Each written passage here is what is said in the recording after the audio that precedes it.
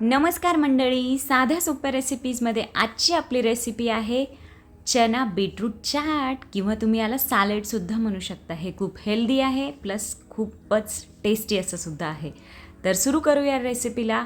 तर मी जे माप घेतलेलं आहे त्यासाठी मी पाव कप असा अंदाजे सगळ्या सॅलडचा घेत आहे. तर पाव कप बारीक चिरलेली काकडी, पाव कप किसलेलं गाजर, पाव कप दही, पाव कप टोमॅटो, त्यानंतर कोथिंबीर आणि पुदिन्याची पानं गार्निशिंगसाठी घेतलेले आहे. बारीक चिरलेला कांदा पाव कप.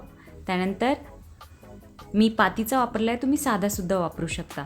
मी साधारणतः एक छोटं बीट उकडून आणि किसून घेतलेलं आहे, ते सुद्धा पाव कपपेक्षा थोडंसं जास्त आहे.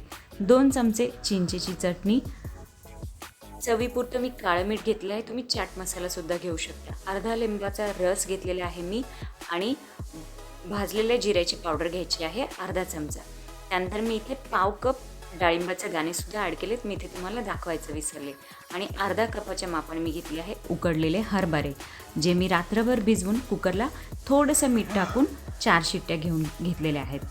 तर असा चना घेऊयात आपण अगोदर बाउलमध्ये. त्यात आपण आता टोमॅटो, कांदा, तुमच्या आवडीनुसार तुम्ही याच्यामध्ये तुम्हाला जे आवडतं तसं सॅलड आणि त्या प्रमाणात घ्या.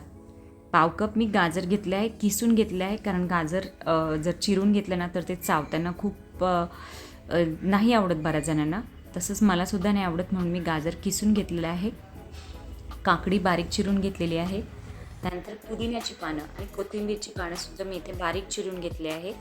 थोडंसं मीठ ह्याच्यात ॲड करूया आणि थोडंसं मीठ आपण जे बीटरूट आणि दह्याचं ड्रेसिंग बनवणार त्यामध्ये ॲड करणार आहोत. त्यानंतर लिंबू घालून घेतले मी ह्याच्यात आणि हे छान मिक्स करून असं हे बाउलमध्ये आपलं सॅलड तयार आहे. आता आपण ह्याच्यासाठीचं ड्रेसिंग बनवूया. ड्रेसिंगसाठी मी एक छोटा बाउल घेतला आहे, त्यामध्ये अगोदर दही, त्यानंतर उकडून किसलेलं बीट, त्यानंतर आपण ह्याच्यामध्ये चिंचेची चटणी ॲड करणार आहोत. आपण जी चाटसाठी वगैरे वापरतो ना तीच ही चटणी आहे आणि ही ऑप्शनल आहे, तुम्हाला नसलं वापरायचं तर तुम्ही स्किप करू शकता. ह्याच्याऐवजी तुम्ही ग्रीन पुदिन्याची चटणीसुद्धा वापरू शकता. त्यानंतर भाजलेल्या जिऱ्याची पावडर आणि काळं मीठ मी ह्याच्यात ॲड करते आहे.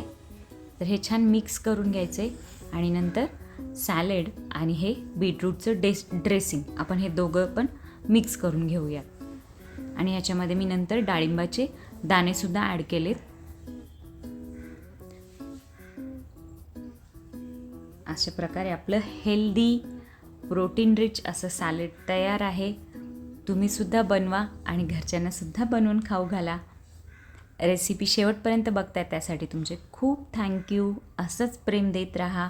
माझ्या रेसिपीला लाईक करायला विसरू नका, शेअर करा माझ्या चॅनलला आणि बेल आयकॉनचं बटन नक्की प्रेस करा, जेणेकरून तुम्हाला अशाच साध्या सोप्या हेल्दी रेसिपीजचे अपडेट येत राहतील. Thank you so much. बाय.